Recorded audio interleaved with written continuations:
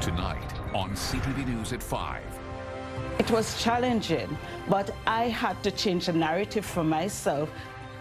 Waiting to care. They're ready to work, but international nurses face delays. This has been launch week of the official Nova Scotia SPCA tartan. Pattern of kindness, the Nova Scotia SPCA gets its own colors. Love is the economy of the future. It's priceless.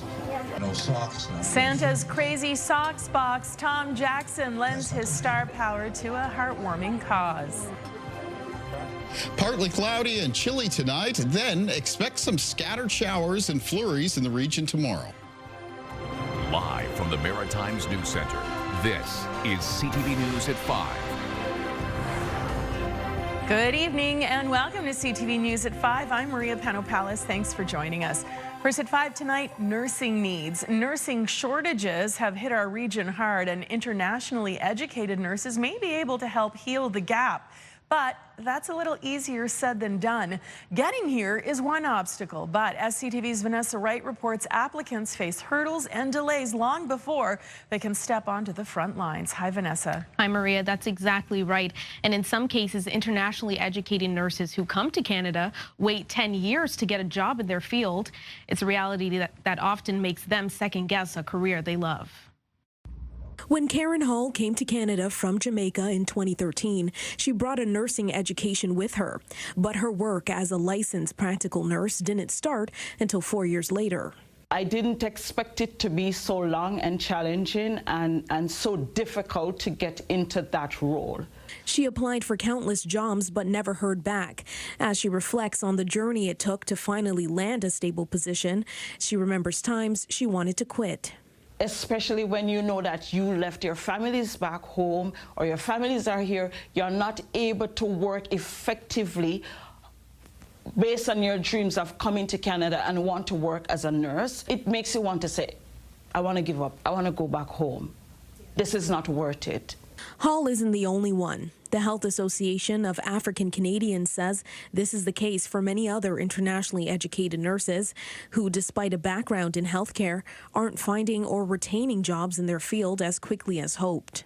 I mean, we're talking about nurses with 10 years of, professional experience, practicing nursing from their home country. I mean, one would think or imagine that coming here, integrating themselves, in the Canadian health system is going to be very easy for them. But only for them to get here, most of them got stranded. Most of them didn't get their work permit on time. That reality was the catalyst behind the Africa Caribbean Nursing Continuum program, an initiative that provides financial and mental health support for international nurses in Nova Scotia and New Brunswick. Under the program, people can receive up to $3,000 towards things like license fees. We realize is that most of them, the top on the list is financial challenges. Karen Hall works as a mentor with the program, providing other international nurses the support she never had. I had to change the narrative for myself to say, hey, I'm not going to allow the system to let me walk away. I walked into the system because I had a purpose, and I knew that today I can be here to say I am here to support nurses who are going to through those challenges, and I am here to guide you. I am here to support you. I am here to share my experience because I have lived it. And Maria, the highest number of internationally educated nurses in Atlantic Canada are from countries like Jamaica, Nigeria, and Cameroon. Breaking down the barriers they face is really in the best interest of Canada's healthcare system as a whole. Maria? Thank you so much, Vanessa. Really good information this evening. CTV's Vanessa Wright for us in the news center. Turning our attention to Todd Vadas now, who's standing by at our anchor desk. Hi there, Todd. Hi there, Maria. Coming up at 6 o'clock, a wood producers association in New Brunswick says cracks are starting to show in the lumber industry with mill closures and job losses, and they don't believe recently announced subsidies from Ottawa are going to help. We'll hear from them at 6. American liquor and wine will be back on Nova Scotia store shelves for a while anyway. The province has decided to sell off the stockpile it pulled after the White House imposed tariffs on Canadian goods. We'll tell you when the products will be available. A troubling statistic to tell you about this evening. Drug overdoses have tripled in Fredericton in just 2 years. The police chief also warning about the growing amount of illicit drugs on the city's streets. We will hear from the chief of police in your newscast. Let's hear from Kaylin Mitchell now in the Weather Center with some healthy-looking current temperatures. Yeah, thank you, Todd. And after we did have parts of the Maritimes with some somewhat milder temperatures for late November over the last couple of days, we're headed towards some chillier conditions for the end of this week and the upcoming weekend. That is going to begin tonight through parts of the Maritimes. Temperatures right now mostly in the low single digits in northern areas of New Brunswick, much of the rest of the region with temperatures in the range of around 5 to 9 degrees. There are still a few in the east of Nova Scotia holding out with some double-digit temperatures at this hour, including 11 being reported at Sydney and a weather station near Tracadie in the east of mainland Nova Scotia, reporting a temperature near 12 degrees. Checking in on the winds, mostly out of the west, and they are being sustained in a lot of cases between 10 and 25 kilometers per hour. We are getting a few gusts reported, mostly around eastern areas of New Brunswick, parts of the north of Nova Scotia, Prince Edward Island, and eastern areas of Nova Scotia. Some of those gusts up between 30 and 50 kilometers per hour. The wind gusts are expected to continue to diminish as we make our way towards midnight. Over on radar and satellite, as we move through tonight, there's going to be some increasing cloudiness. So in general, I'd call it a partly cloudy night ahead for the Maritimes. Temperatures getting a little bit chilly in some spots. And in the forecast for tomorrow, along with a broken mix of sun and cloud, there are going to be some scattered showers, maybe a few flurries moving through. I'll have more on Friday, though, and the weekend ahead when I'm back a little bit later on. Maria. Thank you, Kaylin. So CTV and the Snowmobilers Association of Nova Scotia want to send you on an outdoor adventure. A certified guide will lead one lucky viewer and a guest through the Cape Breton Highlands snow-covered trails. We're also throwing in all equipment, clothing, and training, plus accommodations, spending money, swag, and more. To enter, go to ctvatlantic.ca or scan the QR code on your screen right now. You can enter once per day until Saturday at 5 p.m. and we'll announce the winner on December 5th. Good luck, everybody. Time for our first break here on CTV News at 5. When we come back, though, we go to the dogs. We have new beginnings for humans and for pets, and tartan, well known as a representation of family. And the rabbits and cats, I guess. The Nova Scotia SPCA has a new tartan. A closer look at their pattern of kindness next. Hi, it's Katie Kelly. The 62nd annual Christmas Daddies Telethon is happening December 6th on CTV. We're wrapping the studio in sparkle, smiles, and holiday cheer, helping Maritime children since 1964. You don't want to miss this celebration. A programming note for you. Due to the American Thanksgiving, NFL football will be on our main network tomorrow. So you can watch our 5 and 6 o'clock shows on CTV2. That's where you'll find us tomorrow. We hope you'll join us. All right, so if you're looking for a special gift this holiday season, how about something in the Nova Scotia SPCA's official tartan? As CTV's Paul DeWitt shows us, the new design is a fundraiser and a symbol of family. Hi. My name is Sarah Lyon, and I am the Chief Communications and Marketing Officer at the Nova Scotia SPCA, and we are so excited. This has been launch week of the official Nova Scotia SPCA tartan. We designed the Nova Scotia SPCA tartan with the idea that we have actually been part of the threads of Nova Scotia for 148 years, and we didn't have a tartan. We really thought about the people, the animals, the places where there is family. We create families at the SPCA. We keep families together. We have new beginnings for humans and for pets.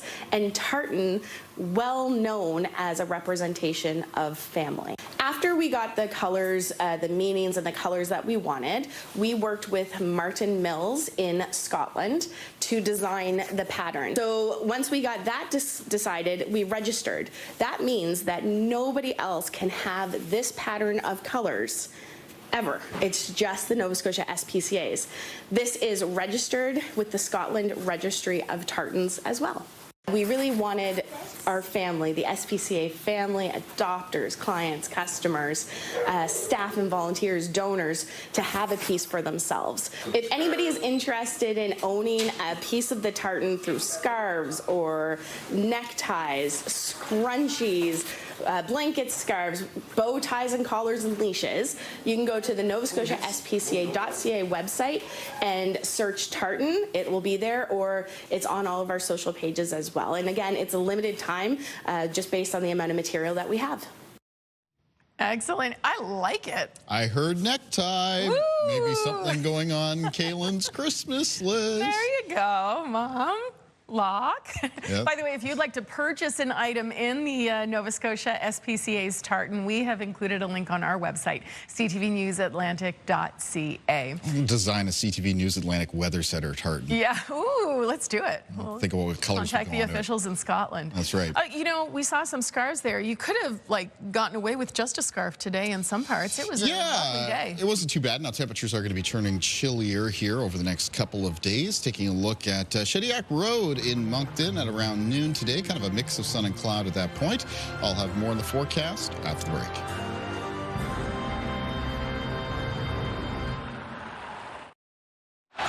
Here's Ingram. Brandon Ingram. Yes, he did. And the crowd goes wild. The Toronto Raptors are the hottest team in basketball right now. Last night, Brandon Ingram hit a game winner with less than a second left as Toronto beat Indiana 97-95 for the Raptors. It's their 9th straight victory. Toronto ranks 2nd in the NBA's Eastern Conference with a 14-5 record. But Kaylin, I didn't have to tell you that. No, I was watching the game. It wasn't the prettiest game of the season, but boy, it is nice to have a player like Brandon Ingram on the court where you're in that situation and you need a basket. And he's just one of those guys that when he's got the ball, you're like, he's going to get this basket. Yeah. And he got the basket. Yeah, he brought the drama. Yeah. Wow. But they're doing pretty well right now. Admittedly, they've had a little bit of a softer schedule when it comes to the teams they've been playing against. But you can only play the team in For front. more analysis. Right? That's right, exactly. Let's take a look at our sunrise and sunset times. And for that, we're looking at some dark clouds over top of the Shubenacadie River. This is near Lance, Nova Scotia. This was part of basically seeing some clearing in behind a weather front that made its way through yesterday, and that brought much of the region some rain, drizzle, and fog. Tonight, we're going to see partly cloudy conditions around the Maritime. Some cloud cover actually increasing from the west of us throughout the night. Barometric pressure is still a little bit lower because we're still generally under the influence of this broad, sprawling region of low pressure that is, among other things, besides bringing rain to the Maritimes, brought the winter storm conditions to parts of northern Ontario, heavy snow to areas of Quebec, and now in behind it, a pretty severe snow squall situation through parts of southern Ontario. Taking a look at our conditions on radar right now, not a lot is showing up. It looks like there's maybe a little line of some showers just working its way through Cape Breton. As we move through the night, though, it's mostly going to be some of that cloud cover that's building in from the southwest. And then heading into the start of the day for tomorrow, a little bit of a chilly start around the Maritime region, and there'll be some cloudy areas around.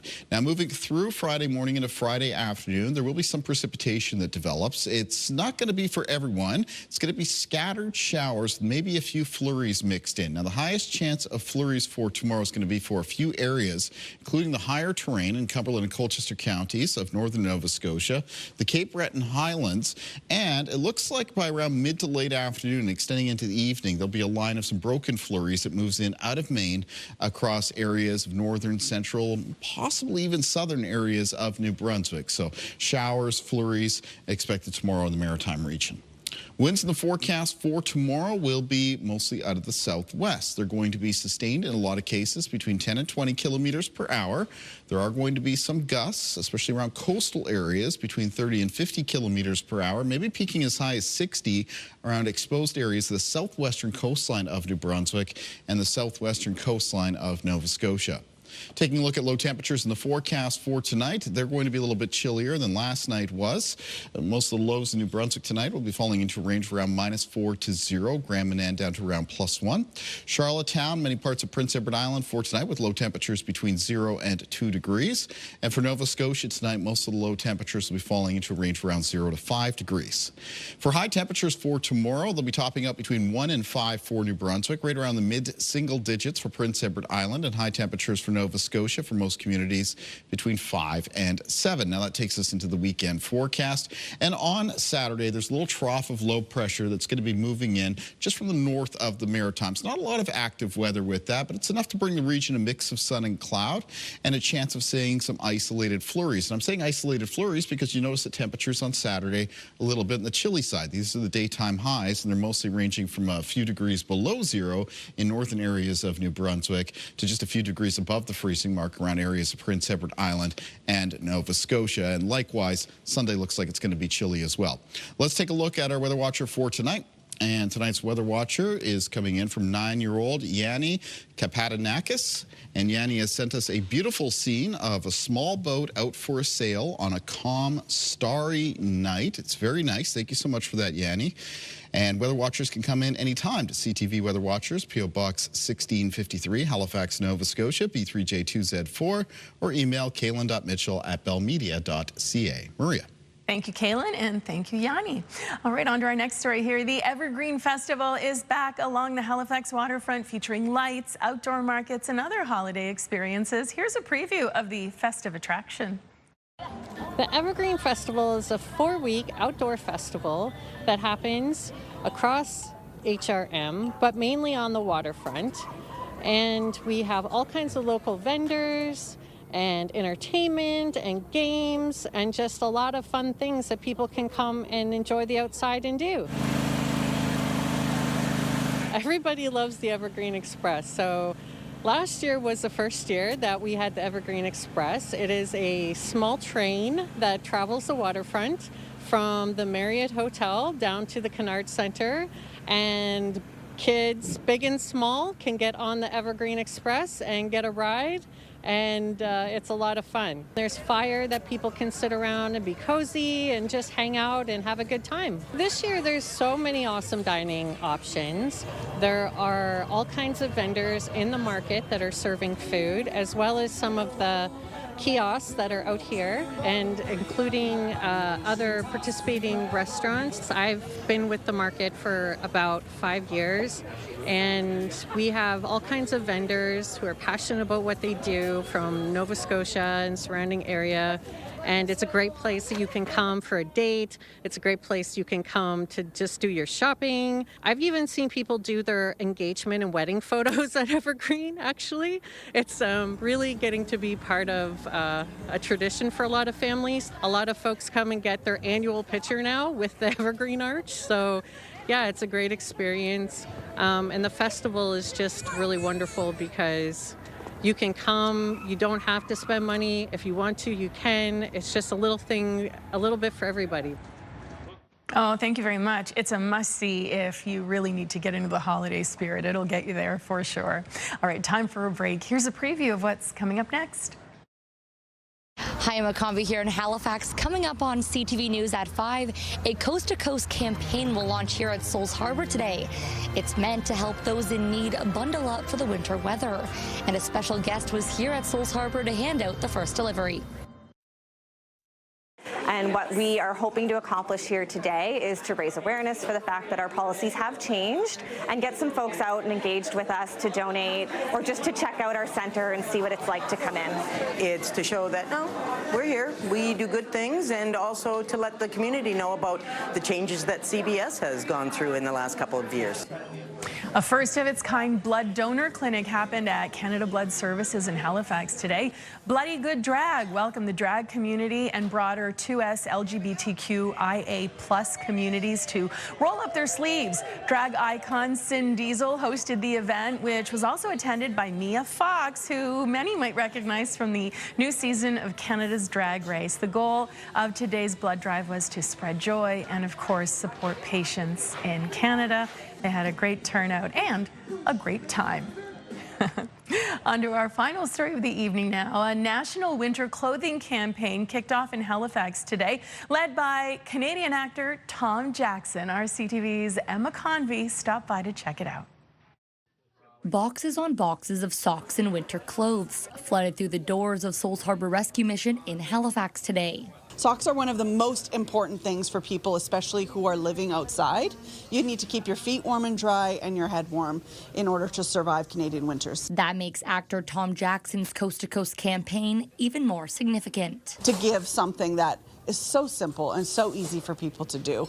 And so we love just hitching our wagon to Tom Jackson. And the Sullivan's Crossing star himself stopped in to hand out the first sock donations, kicking off Santa's Crazy Socks box. We had this crazy idea, so we encouraged people to put crazy socks into a box, and it had to find a home, and it ended up here. It's been an ongoing project with the Sullivan's Crossing team for years, and this year they decided to take it national. Everyone just fills it up, and we brought hundreds of socks today. This team says socks not only save lives, but this action represents love. It's a great word, but it's a better verb.